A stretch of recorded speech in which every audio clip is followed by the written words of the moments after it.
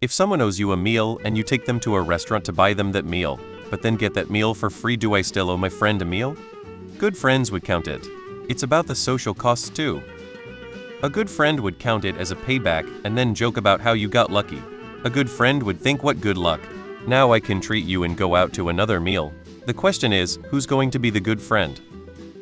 Man, my friends and I don't even keep track. Ida, my friends and I are far from well off. We typically don't go out unless we can pay for ourselves. Between my closest friends, particularly someone I've been friends with for 30 years, we just don't keep track. When one needs, we're there. Going off topic to say, check on your friends. Make sure they're okay because you might be the only one. Take care of one another. If you were not bringing him to get a McDonald's meal, then he would not have received a McDonald's meal. Since he received a McDonald's meal, your debt to him is paid. You were just lucky that someone covered the meal. You shouldn't have to give up your good luck so your friend gets double. This is an episode of Seinfeld. I'll just have soup. What was that? What? You ordered soup. Oh, I'm not that hungry. This is it, you know. This is the meal. Soup isn't a meal, Jerry. Take the high road if you can. Buy him McDonald's and be done with it. You still got 3 meals for the price of 2. You owed him a meal and he got a meal through you. I'd say that the debt is paid. It's none of his business how you got the meal.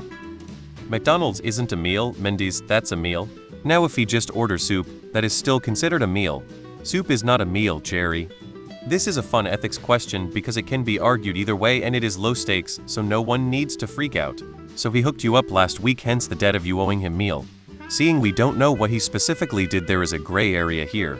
If he bought you a meal, then he invested both time and money in your relationship, and now you have paid him back, but only invested time and no money.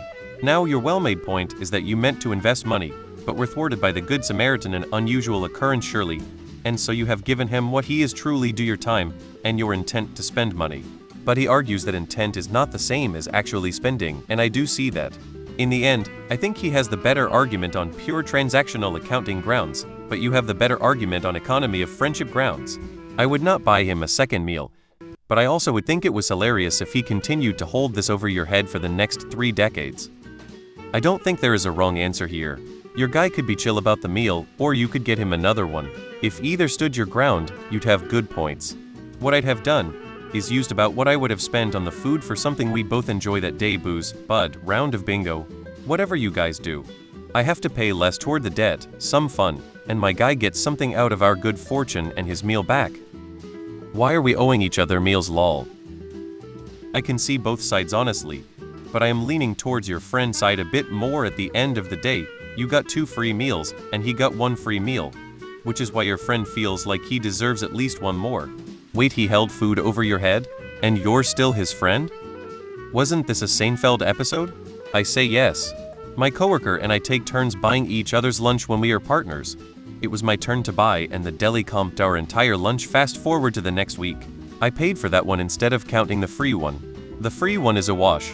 Keeps the playing field fair. Reminds me of the Seinfeld episode where Bania gives Jerry the Armani suit in exchange for Jerry promising to take Bania out for a meal. Bania orders soup and says it doesn't count as the meal because it's just soup. The soup is the meal,